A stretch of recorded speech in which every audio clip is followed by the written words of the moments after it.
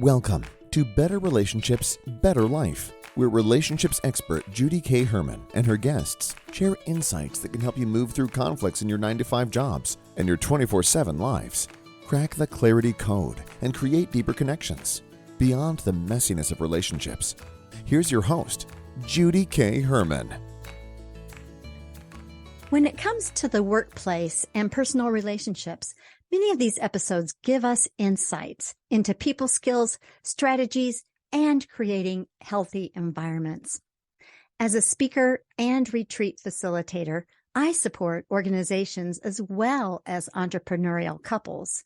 Find me on LinkedIn, Judy K. Herman, or my website, judyspeaker.com. In this episode, we'll talk about Alzheimer's and caregiver relationships. Cheryl Blanchard is a licensed social worker, certified dementia care specialist, and a certified case manager. She has worked with seniors for several years in a variety of roles and has focused most of her training on caring for those with Alzheimer's disease, along with their families. Cheryl provides information on caring for a loved one with dementia diagnosis and how to care for yourself while caring for a loved one. Let's listen in. Cheryl, thanks so much for joining us on Better Relationships, Better Life. You have an amazing profession, working with families in Alzheimer's, and there is so much value. It was exciting to meet you a couple of weeks ago, just outside of Nashville at a conference. And why don't you share with folks who you are and what you do? Okay. My name is Cheryl Blanchard. I am a licensed social worker by training, but a dementia care specialist by passion. So I've been working with families impacted by Alzheimer's disease for about 15 years. And like you, Judy, I've got a background in counseling. So that really comes into play when I'm working with families, helping them understand the changes and especially the changes to the relationships, as we'll be talking about today. About 1 year ago, a little over a year ago, I was privileged to move to Middle Tennessee, and I am the regional director for Alzheimer's Tennessee. And we're a nonprofit just here in Tennessee. We don't do anything outside of the state because we're local, not national.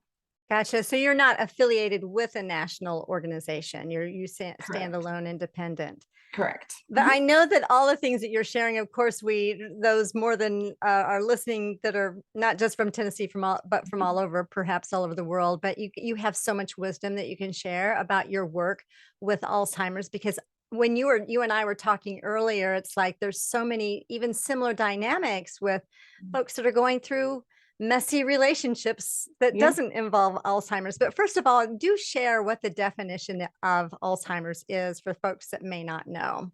Yeah, absolutely. And it's one of my favorite questions. So Alzheimer's disease is one of many diseases that causes this thing that we call dementia. Now, many people use those terms interchangeably, but you were just talking about watching, I think your granddaughter play tennis. You know, if she fell and hurt her knee, you would put a bandage on it. And 99% of us are going to call it a Band-Aid. Because that's the brand name that we're most familiar with. So that's what we do with Alzheimer's and dementia. So dementia is a syndrome. It's not a disease in and of itself, but it's what the word we use to describe changes, cognitive changes, changes in thinking, in language, with short-term memory, with processing math, problem solving. And then once we notice these kind of cognitive changes, then we go looking for the cause. Alzheimer's disease is the leading cause of dementia, but there are many other things that cause dementia as well. Lewy body disease, frontal temporal dementia, vascular dementia, and about 80 other diseases. So is Alzheimer's an inherited thing? Like if you've got an elderly parent and they have Alzheimer's, is that something that's passed down? Yes and no. So there is a genetic link. We call that marker ApoE4. And if you have the genetic marker ApoE4, it may increase your chances of later developing Alzheimer's disease. But like any other genetic marker or disease, it's not a guarantee. And what we're learning now is that that genetic marker is really not the biggest risk factor unless it's early onset Alzheimer's, like Pat Summitt here in Tennessee had. Tennessee people will know her name.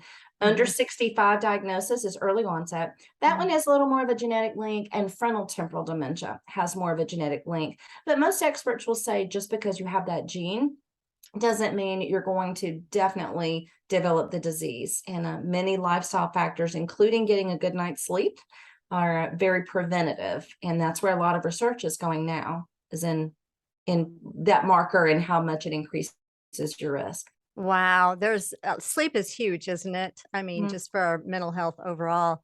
Well, let's get right in because I want to talk about the dynamics and the family dynamics that are involved when you have a loved one who has Alzheimer's. And again, this could apply to other types of dementia Yes. and problems. But Mhm. what are some of those common problems, Cheryl, that loved ones face when they first realize that their family member has Alzheimer's? Well, the biggest problem is one that they don't even know they have, and that's denial. Just like when Mm. any bad news we get, we want to deny it, we want to cover it up, we want to say, oh no, mom's just getting older, dad's just getting older, it's fine. And the problem with that is that the sooner you know, the sooner you get that diagnosis, the sooner you can start therapies that will be helpful. And a lot of families really put that off to the point where it's a little late to start some of the therapeutics and things like that. So cover for the person instead of going and getting a diagnosis. And then many people now whose parents are getting this diagnosis find themselves in what we call that sandwich generation. They're Mm. still raising children of their own. Like, I still have a college kid at home, but then they're also trying to still work maybe, and then also take care of this family member with Alzheimer's disease. So just the challenges of being drawn into so many different responsibilities and commitments, and which one do you prioritize, and how do the people that aren't the priority feel now. Also, that one of the other big things is the change in roles. If you're a Mm. child, now you become the parent to your Mm. loved one. And that doesn't always go over well with the parent, when the Mm. child that you raised is now telling you what you can and can't do, or where you can and cannot live, or they're taking away things like your car or moving you out of your Mm. home. It gets very difficult. And then one of the other big changes we see in relationships is that the person who becomes the care partner often has to take on responsibilities and duties that the person with the diagnosis once handled. And we've seen this a lot, especially with older wives. They may never have handled paying the bills or looked at a mortgage or known where the insurance policies were, and suddenly they're taking over all of that as well. So Wow. it's very overwhelming to them because now they're taking on these other roles that they really never handled before. So so the misconceptions that people have about Alzheimer's, that plays into all of this, I would imagine. What are some of those misconceptions? It does. Well, one of the biggest ones is that it's a normal part of aging, that if you get older, Mm. you're just going to get dementia. And of Mm. course, they use the word dementia and Alzheimer's interchangeably. Mhm. So that's a huge one. I like to tell people it is not contagious. So please still go visit. The misconception about being a friend or a family member or church member outside is that, well, we don't know what to say. We don't know what to say to Mm. the person, so we just don't go visit. But Mm. there's nothing you can say, just like with other kinds of grief. Mm. You don't have magic words that are going to make it all better, but just go. And a lot of times they'll withdraw. Mhm. That's a big issue for the families. Another one is that there's nothing you can do about it. There certainly are many, many lifestyle decisions that we can make much earlier in our lives that'll decrease the chances that we'll ever develop Alzheimer's disease. And the other big one that I deal with on a daily basis is family members just not understanding how this disease changes their loved one. And Mm. like, what do you mean my dad, who's 75 years old and has a PhD in chemistry, can't put his Mm. own clothes on anymore? What are you talking about? Or Mm. again, the big one is, what do you mean he can't drive? So just being able to Mm. see those changes in Mhm. their loved one who can remember things from 40 years ago, but not things from 2 hours ago. Families just think they're fooling, they're being difficult, they're making this up, but really they truly are experiencing a change in how their short-term memories are stored. So families have probably the hardest time understanding that. Wow, you covered a lot of bases, and I think it's great that you're sharing all of this, Cheryl. I'm thinking, so when a person gets initially diagnosed, is it kind of like really later on versus the early onset of it?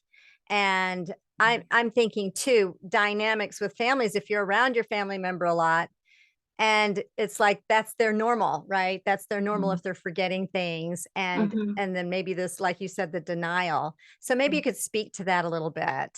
And Yeah, well, the yeah. one thing too is Judy, you and I, if somebody came up to us and said, "How did you two meet?"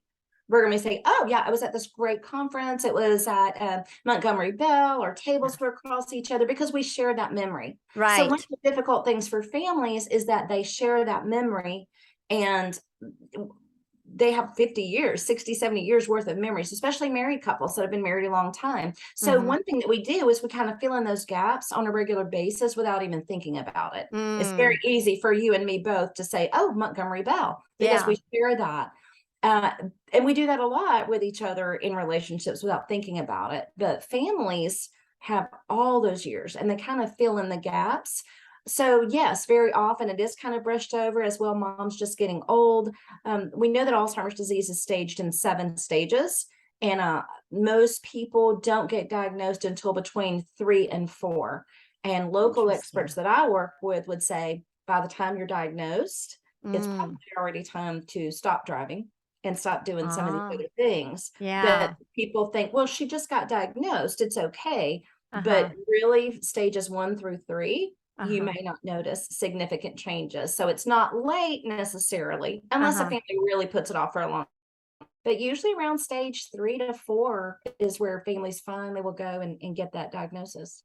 Well, describe what does stage like, okay, if they get initially diagnosed at stage 3 or 4, they Mhm. need some help, they need to make some changes, lifestyle changes, and then there's 7 stages altogether. Like, does that progress quickly? And I'm just, and we might be getting off because do want to focus on I want to Yeah, focus on the family dynamics and, yeah, yeah. even the And it progression varies. of the disease. Yeah. Mhm. It really varies, and it depends on which type of dementia they have. So some Mhm. of the dementias do progress faster just because of the way that they impact the brain, but it really depends. One thing that we know, and to get us back on relationships, families often think it's the best thing to keep their loved one at home. They make promises that I will keep you at home, I'll care for you at home. And sometimes we notice it progressing faster because you Mm. can't spend all day stimulating them. You can't do activities all day. You can't have them engaged all day. So even though it seems like the loving thing to do to keep them home, we see sometimes that they're not getting and when they do move into a community, things kind of level out for them. It goes a little bit slower because now they are getting that Wow. stimulation.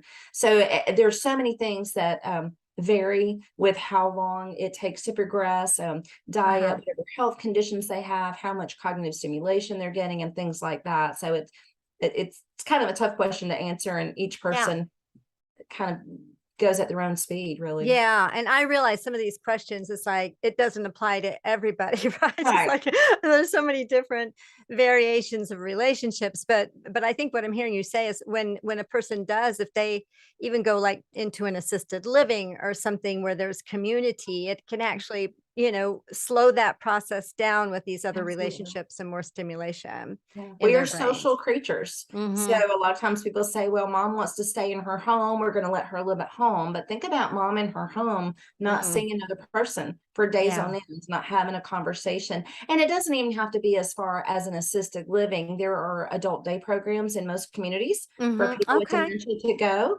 And they interact all day. They have activities. They might go on trips. We have an online community um, called the Memory Cafe. And those are Mm. people early with a diagnosis that get together, take care of each other. They do activities together and share. And it's just a wonderful community for Wow, them. what Yeah. meaningful work that is, Cheryl. So, as far as going back to the family dynamics, you've got Mhm. siblings, and maybe you've got some estranged siblings. They've not talked with each other, or one of the siblings taking care of mom or dad who has Alzheimer's has been known as the caregiver, perhaps all their lives. Right. And maybe you can speak to that. What are some things that you've seen that have been problems, or maybe some easy solutions to some of these the very complicated dynamics that could be Yeah. going on. Complicated's a great word. And that's a big part of what I do on a daily basis. I shared with you, I just got off the phone with a daughter right before we started this, just kind of working through some things with her. But I think the biggest thing is for families, I would say one of the biggest mistakes they make is assuming that the child or a person who lives closest can take on everything. So they say, oh, well, Judy, you live closer to mom, so you're going to take care of it. And it's just too big of a job for one person. So one of the biggest things that we encourage families to do is very early on, have a family meeting. I will sit in on those for anybody in Tennessee, or one of our regional directors will sit with you, talk about what are some of the decisions you need to make, because just like with any other crisis, and this is a crisis when you get this diagnosis, the more planning you do in advance, the better off things are going to be. Make decisions before you need to, get the appropriate paperwork in place. And that's why a denial, it really makes things very difficult, because families need things like a power of attorney, like an advanced care directive, but they wait until it's too late to get that done. Well, now we've got a mom or a dad who cognitively cannot sign a legal document anymore. And unfortunately, when it gets to the point where they can't, and you need to make decisions, now you have to get something in Tennessee called the conservatorship, which means you're suing mom or dad to take their rights away. And that is not where you want to go. So we try to work with families early on. And I would say the biggest thing is open, honest communication. What can you handle? What can you not handle? Who's better at money? You don't want me to be the financial POA. You would want somebody else to do that. My brother's great at that, but I can handle going to medical appointments and asking the questions and understanding that. So planning in advance, just open communication between family members. Listening to the person that lives there is a big thing, because if I live with my mom or live next door and see her every day, I'm seeing things that you, as my sister across the country, are not. And you might call and check on her and have a lovely conversation, because it's chit chat, casual, which we retain for many, many years. But I know that when you get off the phone, mom put the phone in the freezer. So when I'm telling you this is bad, things are getting serious, listening to the person who's around the most, and not shutting them down out of fear or denial. Not believing them, because the one who's around the most, the one who's a primary caregiver, does get extremely overwhelmed, both physically, emotionally, financially, time burdens. Wow.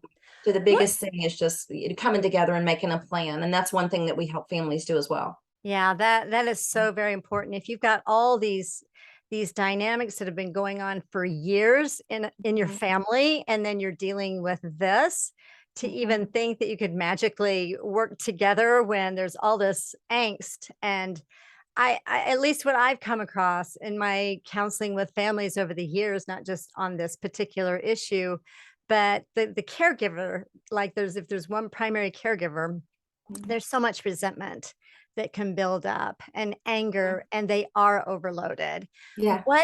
What advice can you give to that caregiver that is there, and perhaps they've not had any cooperation from their families? Their extended families, their siblings. Yeah, extremely common. Extremely common. It's another thing I deal with on a regular basis is they, well, first of all, I share with them, much like you probably do in your practice, that look, a feeling is just a feeling. A feeling is neither good nor bad. It's just a feeling. And if you're angry today, that's fine. There's a lot to be angry about. If you're overloaded today and you want to just curl up in a corner and cry, that's okay. There's a lot to cry about, but don't stay there. So we talk about feeling angry, feeling resentful. All of those can be a normal part of this caregiving process, especially if you're by yourself and nobody is helping. So don't beat yourself up. Don't feel guilty about that. It's absolutely normal, but just monitor that and don't get stuck there. And if you get stuck being angry for a week, you might do things out of anger because you kind of lose control. Or if you're stuck curled up in the corner crying for 2 weeks, make decisions and do the things you need to do. So we talk about that. I use the term ignorance is bliss very often. And I say, these people like to say, if I were you, I would do this, or I can't believe you did that. I would never. And I remind these caregivers, ignorance is bliss. They don't have a clue. They are not a full-time caregiver. They're not sitting here watching this. So, we say in the South, God God bless your heart. You kind of have to do that sometimes and let it go like water off a duck's back, which is not an easy thing to do. So each of the regional offices at Alzheimer's Tennessee and in other areas of the country, if you're watching and you're not in Tennessee, just find those support resources. Reach out to us. We'll do those family consultations with you. I often do refer families to go to an outside counselor just because they can go further dealing with the family dynamics than I'm going to go. We offer a lot of support groups across the state, both in-person support groups and online. So if people need that additional support, which I am a huge fan of, just meeting with people who are dealing with the same thing, who have the same experience, it normalizes it for you, helps you feel like, wow, I'm really doing okay here. And they may have a solution to something that you don't know about. They may know about a resource that you don't know. So just reach out to that, and then good self-care. You've got to put boundaries in place. You've got to know what your boundaries are, be willing to stand up for them. No becomes a very, very powerful word. But it's very hard, especially for women. We don't say that word very often. So often it's just finding your strength and recognizing that you really can't do it all, despite what some old commercials and songs used to tell us. You really can't. So what can you do? Where do you need to draw some lines? I am so for self-care, and so many of us have been raised that, oh, if we take care of ourselves, we're selfish, or we're driven by guilt, and then we do things by guilt, and then the anger, the resentment, and then I think the thing that keeps people in anger for so long and resentment is that there's the stories. Like if we could let the anger and irritability, overwhelm, let it flow in and out, take your deep breaths, that can really calm the nervous system, go to a therapist. But it's the stories around that keep it fixed. You can be fixated, and you yourself then are at risk of being sick yourself. Absolutely. And we see physically. caregivers. I'm sorry. We see caregivers get sick and end up in the hospital more often than the person they're caring for, because they're trying to do it all. And when families are dealing, you mentioned guilt. That's such a common thing. It's like carrying around a bag of rocks. It weighs you down. It robs you of your joy. It keeps you from making good decisions. So when families are really struggling with keeping a loved one at home, or maybe placing them in assisted living, we start counting how many people a day is going to interact with your mom, are going to interact. There's going to be somebody cooking the meal, taking her the meal, cleaning up from the meal, changing her sheets, cleaning her bathroom, taking her to activities. We get to about 10 or 11, and then I think I've made my point. I say, you can't do that. You love her. You want to do this, but you can't stay awake 24 hours a day, 7 days a week. They get new staff in every 8 to 12 hours. You can't become a physical therapist, an occupational therapist, a speech language pathologist. You can't have all those skills. You can't meet every single need as one person. So especially for the folks whose families aren't committed, that aren't involved. Now I'm seeing some families that all came together. They took shifts, they took turns, and it worked out beautifully. But for somebody who's trying to do it all by themselves, you just reach a point where it is absolutely not possible. And it has nothing to do with love or commitment or desire or a vow that you made. I hear all the time say, I made a vow. I made a vow, for better, for worse, in sickness and in health. And I've edited that vow to now say, yes, you did, but it does not end with all by myself without ever accepting help from anyone. Oh, so my goodness, that's golden. What you just shared, Cheryl. So many people need to hear exactly what you said. That is golden. Thank you. I had a Baptist pastor that would not let all the little church ladies come and help with his wife. He absolutely refused. And he said, I made a commitment. I made a vow. She is my wife. I said, yes, you did. And for 30 years, you pastored this church and took care of all of those people whenever they had a need. It's time to let them give back to you. And it's still taken a long time to do it. So that is amazing. It's a powerful thing. Share that story that you shared. You said it happened a couple of times, but I think it's beautiful. I really want to end on a great note too, and give people hope. And not that this hasn't been, a good, you've shared so much of your wisdom. It's just, I guess I do what people that are listening to this right now, if you're in the midst of this, there's hope. And get the help you need. But yeah, Absolutely. share with us the beautiful story you shared earlier. And I think it kind of wraps up in more than one story, I believe. Yeah, a couple of stories. So, first of all, yes, the hope. I just want folks to know you are not alone. You do not Mm. have to deal with this alone. If you are in Tennessee, we're absolutely here for you. If you're not in Tennessee, give me a call anyway. I can help you locate resources in your community. I'm happy to do that. But the story that I was sharing with you as we started was not once, but twice. I've have talked with daughters who had become caregivers for their mothers. And yes, Alzheimer's disease is a very Mm. difficult thing and a very painful thing to go through. But they said, but you know what? My mom and I never had a relationship growing up. It was very difficult. She wasn't very loving. She wasn't very kind. We had a very strained relationship. But just before we got off the phone, in fact, somebody was sharing with me that, since she's gotten this, we have that relationship that we never had before. So in Wow. caring for her, she's telling me she loves me. She's telling me I'm pretty. She's telling me I'm Oh. doing a great job. And so sometimes even in the midst of a very difficult situation, there's still light. There can still be Mm. those blessings in the midst of it. So there is hope. You do not have to face this alone, and I encourage you not to. Reach out, ask for Going back to accept this help. example, we could either receive that in the now, like Mhm. receive the love from the mom, Mhm. or the daughter could easily go back, well, she didn't do this. I mean, it really, it's all about being able to receive, and it's Mhm. all about really being able to live in the present moment too, and Yeah. not try to change. I mean, if yeah, And it's I a choice, and not everyone, you're right, not everyone could make that choice. It may be, well, he was never there for me. I am not going to spend all my time taking care of him. And that's a mm, more difficult situation. That one mhm. really, there's a lot more emotions in. But these two women were able to go, wow, this is really kind of neat. I'm glad I'm having this time now, and there'll be a great time of healing for them, even in the midst of their grief. Mm. This healing that'll go along with that. So Wow, that is beautiful. Cheryl, you're doing such a remarkable work. And I can yeah. imagine you just really you light up when you're doing this work, I can tell. I And love it. Yeah.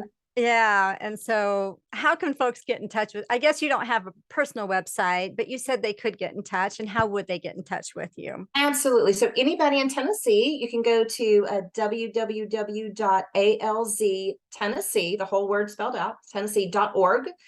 You can also go on there and find your local office if you're in Tennessee. So I can do that. The Middle Tennessee office is in Franklin, and the number to the Middle Tennessee office is 615-580-4244. I also have a Facebook page, Alzheimer's Tennessee Inc. Middle Tennessee, and that's a great place to find out everything we've got going on, like our Caring and Coping Caregiver Workshop coming up October 20th in Franklin, and our walks and other events that we've got going on. So please do hop over to the website or the Facebook page and then let us know how we can help you. And if you're outside of Tennessee, I know there's help. There's Yes. obviously other organizations, and so Mhm. look on Google, find that support system that you need. Don't do it alone. So And a thank you. lot of education on our website. So no matter where you are, you can hop on Mm. our website and go to the Caregiver Academy, the Live Well Academy, and lots of webinars that we record and put on there as well. So Oh, even if you are in California, our website would still be very, very beneficial to you. that is so good to know. So it's not just the local events, but they Right. can tap into these webinars. That's great. Mhm. Well, thank you so much for sharing Thank with us, Cheryl. You've just you're doing a remarkable work, you. and people are so worthy of dignity and value and respect, no matter where they are in their stage. And thank you so much. Thank you for having me. Good to see you again. All right, good to see you, Cheryl. Thanks. Bye-bye. Bye. I really appreciate the wisdom Cheryl shared with us. Here's 3 things that stood out to me. Number 1, even though family relationships are complicated because of shared history, it's possible to heal through your loved one's illness. What's important is to stay in that present moment. Number 2, even though denial makes everything more difficult, a huge mistake is for one person to take on all the caregiving. And then number 3, if you're stuck because of a vow that you made to your loved one, edit it. Accept help from others. What resonated with you? Be assured that I read every comment from those who share their takeaways by filling out the form on the website, betterrelationshipsbetterlife.com. And I would absolutely love to hear from you. Next week, we're shifting topics. I interview Kyle and Ariel Tresh in Secrets to an Unstoppable Business and Marriage. In the meantime, please share, subscribe, rate, and comment in the streaming platform of your choice. See you next time on Better Relationships, Better Life.